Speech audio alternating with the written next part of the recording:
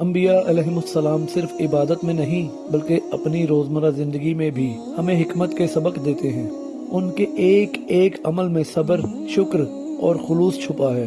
حضرت آدم علیہ السلام نے ہمیں یہ سکھایا کہ اگر غلطی ہو جائے تو فوراً توبہ کر لو، کیونکہ بندے کی عظمت اس میں نہیں کہ وہ کبھی گرے نہیں، بلکہ اس میں ہے کہ وہ گرتا ہے اور پھر واپس اپنے رب کی طرف لوٹ آتا ہے۔ حضرت نوح علیہ السلام نے ثابت قدمی کا درس دیا کہ جب پوری دنیا تمہارے خلاف ہو تب بھی حق پر قائم رہو، کیونکہ سچ کی راہ ہمیشہ آسان نہیں ہوتی، مگر آخرکار فتح اسی کی ہوتی ہے جو ثابت قدم رہے۔ حضرت ابراہیم علیہ السلام نے قربانی کا مفہوم سمجھایا کہ کبھی کبھی محبت الہی میں اپنی سب سے عزیز چیز بھی قربان کرنی پڑتی ہے۔ حضرت یوسف علیہ السلام نے عفت، صبر اور معافی کا سبق دیا کہ اگر دنیا تم پر ظلم کرے تب بھی تمہارا کردار تمہاری پہچان بنے۔ اور ہمارے نبی محمد صلی اللہ علیہ وآلہ وسلم نے ہمیں سکھایا کہ سب سے بہترین انسان وہ ہے جو دوسروں کے لیے آسانی پیدا کرے، جو غصے میں بھی نرمی اختیار کرے اور جو دشمن کو بھی مسکرا کر معاف کر دے۔